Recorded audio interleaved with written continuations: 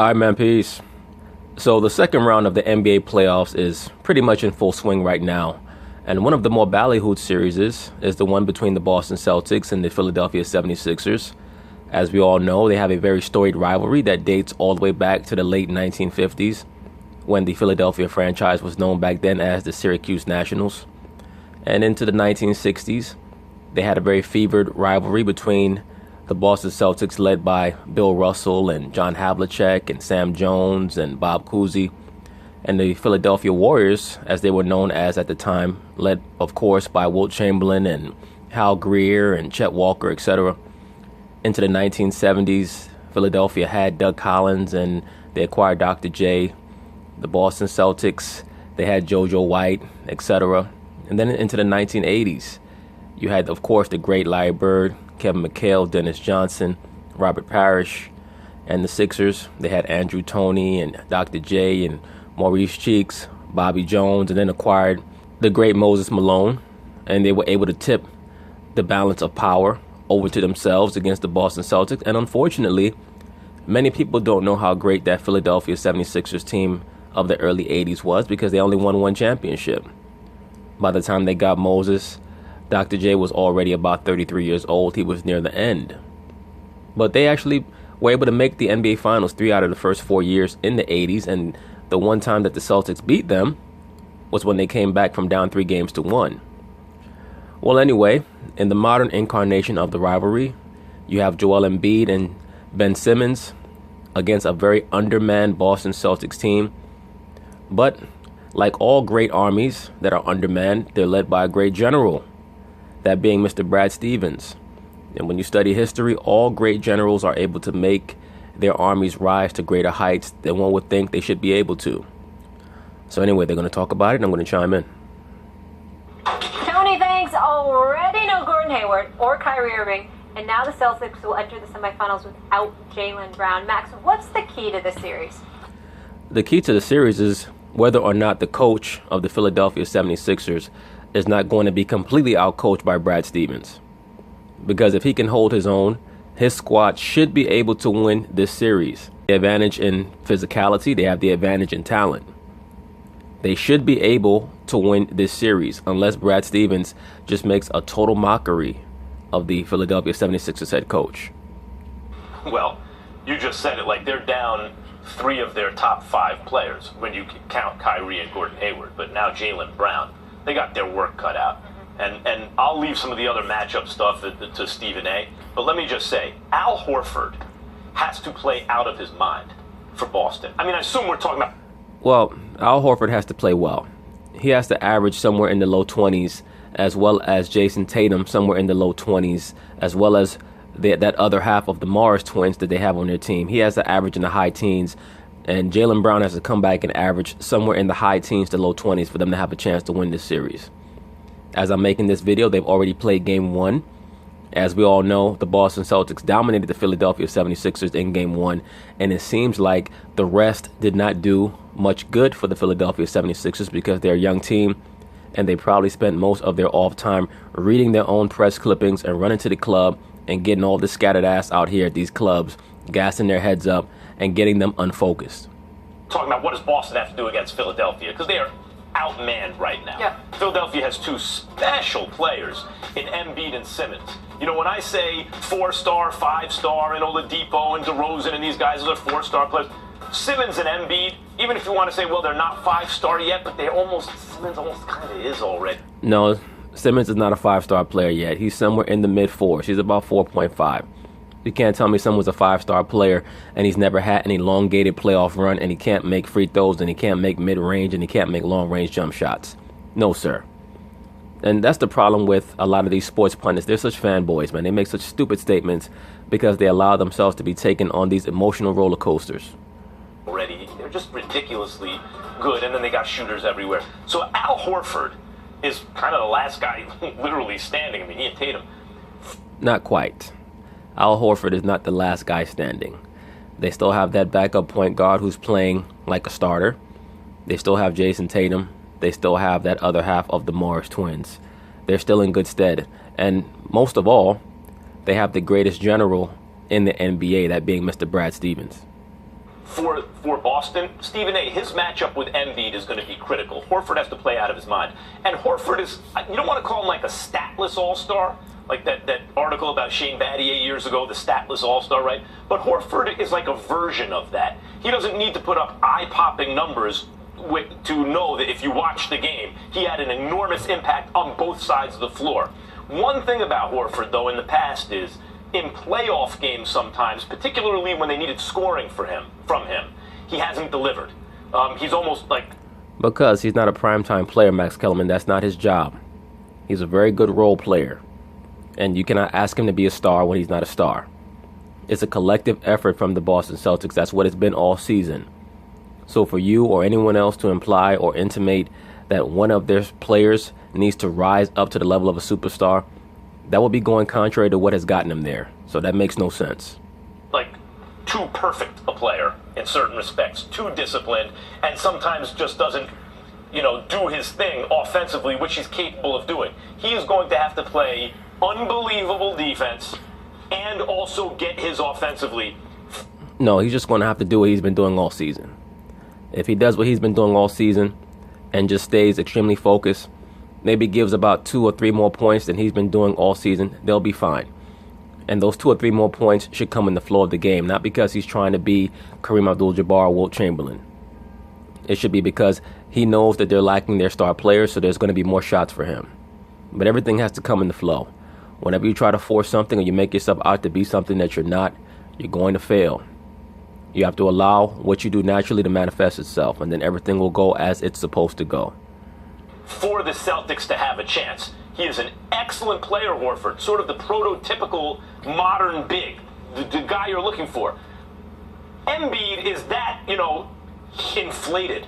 But Horford has to be the very best version of himself for the Celtics to even have a chance in this series. Let me say this to you. Number one, if Kyrie Irving were healthy, I would pick Boston to win this series. Well, Kyrie Irving is not healthy, so why would you lead your soliloquy with that nonsense for? That's why I call Stephen A. Smith the king of ifs. It's just that simple to me. And you're worried more about Al Horford than I am. I'm worried more about Joel Embiid because he hasn't performed well against the Boston Celtics this year. Because they know how to game plan him. That's from Mr. Brad Stevens. That's a problem. Keep in mind this big thing. As big time as Joel Embiid is as a talent, Al Horford runs the floor. And he shoots perimeter shots just as good, if not better, than Joel Embiid. Horford can bring the ball up. Well, listen to this. But forget all of that for a second. The reason why it's important is because Al Horford brings Joel Embiid away from the basket. And if Joel Embiid is away from the basket, all of a sudden you're Boston and you can attack the hole. Unlike if you were going up against one of, Hassan Whiteside, for example, you get to languish in the paint. Joel Embiid can't do that in this series. So that makes things interesting. Then you got... What also makes things interesting is how proficient Saric and Ilyasova are going to be, because they're going to need them to play extremely well in this series, because they're going to have to try to nullify the contributions of Jaylen Brown and Jason Tatum. Between Ilyasova and Saric, they're going to have to average at least 30 points a game in this series for the Philadelphia 76ers to have an adequate chance to win.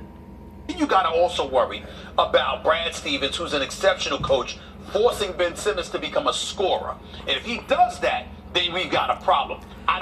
You also have to worry about Brad Stevens game planning whoever's being guarded by J.J. Redick to attack J.J. Redick, because that's going to take away a lot of their perimeter scoring once they get J.J. Redick in foul trouble. I don't believe that's going to happen in this series because of the absence of Kyrie Irving. Terry Rozier is special. This kid is not just some backup. Well, we don't know how good he is quite yet. Please remember that under Brad Stevens' tutelage and coaching and system, Isaiah Thomas was looking like Allen Iverson. We're not quite sure how good Terry Rozier is. A lot of times, good players or marginally good players look like great players because of the spacing and the team structure that is established by the head coach. Now, if Rozier were to go to the Atlanta Hawks or the Phoenix Suns, would he look the same? Who knows? He is on the scene. He has arrived. He has put the basketball world on notice that... From the very start of this season, though, when I first saw Terry Rozier playing, I knew that he was not just a regular backup. I will give him that much credit. He's not a regular backup. He seems like someone who would push Kyrie in practice, like a good sparring partner would push a great champion. Brad Stevens or somebody needs to find some playing time for me, because this brother can ball. Terry Rozier is a special player, no doubt about it. But the absence of Gordon Hayward and Kyrie Irving, along with Jaylen Brown being hobbled and not available for game one, that puts even more the onus on Horford. It puts even more the onus on Rozier, and obviously Jason Tatum. I think the way the Sixers have been playing with their perimeter shooter, I'm assuming Covington, Redick, Saric, and those boys are going to continue to shoot the ball. Well, you cannot assume that, because the Boston Celtics have the best defense in the NBA against the three-point shot, Stephen A. Smith. So, no, you cannot assume that. Here's the other thing that makes this interesting, where I see this as potentially a 7-game series, okay? I agree. I think that the series is going to go 7 games. Right now, I'm going to pick the Philadelphia 76ers in 7 games, winning the 7th game in Boston as of right now. But, of course, this game 2 tonight is going to be pivotal for the Philadelphia 76ers. I have to see some improvement from game 1. I don't necessarily have to see a win, but I do have to see a vast improvement from what I saw in game 1. I think in order for the Sixers to win this series, it would be best for them to take them in 6. Because you go back to game 7 in Boston, that's problematic, and chances are Jaylen Brown is going to be there for that. I just look at it from this perspective. Redick is your best shooter. He's on the floor. The problem with him is that he's undersized. So as a result, by having him on the floor, he has to defend somebody. And because he has to defend somebody, okay, that's obviously a matchup you can exploit if you're Boston. If you're Rozier or somebody like that, you can go right at J.J. Redick. Not saying he can't play defense, but he's undersized. And I look at it from that perspective, where Saric, Covington, Ilyasova, and these boys, they not only can shoot, they've got good size on them. But Ben Simmons is going to be the key. He has to continue to play his game. He can't allow Brad Stevens to force him to be a scorer in order to win. Because if that happens, Boston will win this series. I'm picking the Sixers, but it's a tight one, pick-em kind of series. Yeah, this is an extremely tight series. And once again, I need to see how well the Philadelphia 76ers play tonight. I need to see their adjustments, both strategically and mentally, to game 1. Because I think that the Sixers were still riding off of the fumes of the Miami series, not understanding that the Boston Celtics are a better version of the Miami Heat, a much better version, because they're getting slightly better coaching and they have better personnel. So I'm going to give the Sixers a little mulligan for game 1, because they were probably running all around Philly last week while they were off, banging out broads and not concentrating on the task at hand. I'm going to say they got a better shot at winning this in 6 than in 7, and that's where I'm going to go with it for now. I thought the Celtics were going to be tough. I don't see it as a 7-game series. Maybe not even as a 6-game series. What we saw in the first round with the Celtics was the best coach out-coaching the best player, right? Brad Stevens' coaching advantage outweighed the Greek Freak's playing advantage. That's really... I agree. And also, once again, the Greek Freak, he dropped down a level to me after that series, because he came up small in game 5 and game 7. That's really what it was about. The problem is the Sixers have 2 Greek Freaks, and now Boston is down Jaylen Brown. I mean, they were already hobbled, but now they're down yet another player for at least the game. And Brad Stevens is going to have to beat 2 Greek Freaks. And unlike Milwaukee, these 2 freaks have shooters everywhere you look. So Boston also, and not also, really, if you just had to say one thing, what does Boston have to do to beat Philadelphia? You got to do something about Philly's shooters. Well, they have no problem doing anything about Philadelphia's shooters, because, as I've already stated, they're number 1 in the NBA in defending the three-point shot. It's pretty clear that neither one of these 2 gentlemen did much research before they made these prognostications. As of right now, I'm still going to pick Philadelphia in 7 games, winning game 7 in Boston Garden, or TD Garden, pardon me. But only because they have the excess in talent. And I believe that their coach is not going to be totally flabbergasted by the coaching maneuvers of Brad Stevens. But once again, I want to see what happens in game 2 tonight. The problem is it's too much to take care of, because People also have to realize that the Boston Celtics are filled with young players who are extremely exuberant and are eager to play hard for their coach. They have a lot of guys on their squad, 6'5" to 6'7", long arms, young, and with very quick feet. So it's not much trouble for them to get back and guard the three-point line after helping out in the low post.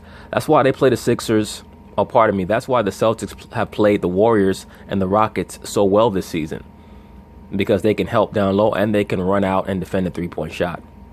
Because you got to do something about the big guy and Ben Simmons. And by the way, I think the Sixers, even with Embiid defending Horford, even if Horford sucks him out a little bit, and Simmons has turned into more of a scorer than you'd like him to be, I still think the Sixers got too much for the Celtics. Well, listen, too much talent. I just think that you're so in love with Ben Simmons, and I don't blame you, because he is LeBron James part 2. Once he gets a jump shot, keep in mind, it's a huge problem for the Sixers if Ben Simmons turns into a scorer, because you're going to send him to the free throw line.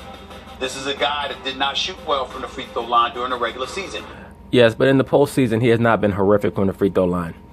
And that's why we have not seen the hack of Simmons in the playoffs, because he's been decent from the free throw line in the playoffs. Obviously, he needs to improve, but he has not been horrific. You can't ignore that reality. And against Boston, they're going to hit their free throws. They come with it. They got high basketball IQ. I'm not underestimating Boston at all. There's no way in hell I think they win just one game in the series. I think this is easily, almost automatically a 6-game series, likely a 7-game series. Yeah, it's going to go 7. I see. At least I think it is. I see it 5 or 6. Well, if you say 7, then you may take the Celtics in an upset, because that could be a Boston guard. I got to wait and see. I'll be there. I got to wait and see, but I'll be there. I'm picking the Sixers to win this series. In 7. In 6. In 6. In Okay. 6. Get Imagine you a 7th both game. these Get you a teams were 7th fully game. loaded, though. Well, that. Molly Karam, would you shut the fuck up and let Stephen A. Smith finish what he's saying? Nobody wants to hear what you have to say. Looking like the mistress of a 1980s coke kingpin. The thing about If it was fully loaded, if both of these teams were fully loaded, Boston would beat Philly in 5 or 6 games. the thing about this. I agree with that. If Boston had Kyrie and Gordon Hayward and all those other guys that they're missing, they would beat the Sixers in 5 games. Easy. This matchup, though, this is going to be really the finals for the foreseeable future. Yeah. Meaning, Allegedly, a lot of people are prognosticating that these Boston Celtics and the Philadelphia 76ers will be facing each other for years to come. Hopefully. Well, we've heard that in the past, and a lot of times these prognostications, they do not come to fruition. So let's hope that both these teams are able to maintain their standards, that they're able to maintain their squads, because it will be a very good rivalry if that is the case. the balance of power is likely about to shift from west to east. And what you're seeing, Sixers. Allegedly. I don't know why they keep saying that when the 2 best teams in the NBA are both out west, and neither one of them, at least as far as I can see, are going to lose any prominent members of their roster that will affect their ability to possibly win a championship for the foreseeable future. Now, we know that Kevin Durant has an opt-out in his contract, and I've stated that there is a slim chance that he may team up with LeBron James with the Lakers. We know that Klay Thompson is going to be a free agent after next season, but I don't see him leaving. And Steph Curry, he's going to be a Golden State Warrior for life, as far as I can see. In regards to the Rockets, I think that team's going to be together for at least the next 3 years. Sixers, Celtics. When you think about the starting 5 of the Celtics next year, if they're healthy, and that's if they don't make any major moves, and then you think about the Sixers, who is going to get with one of those 2 teams? I will say this. I'll give Ben Simmons credit for this. If LeBron were to go to Miami, that Miami team could compete with and or beat either one of those teams in the East. I brought up his free throw shooting. It has improved in the postseason. Thank you, sir. He's up to 71% in the postseason in the 5 games. So I won't ignore that. But he's got to hit free throws. He's so fun He's to watch. He's got to hit free Man, throws. Well, who does not have to hit free throws? Stephen A. Smith. so fast.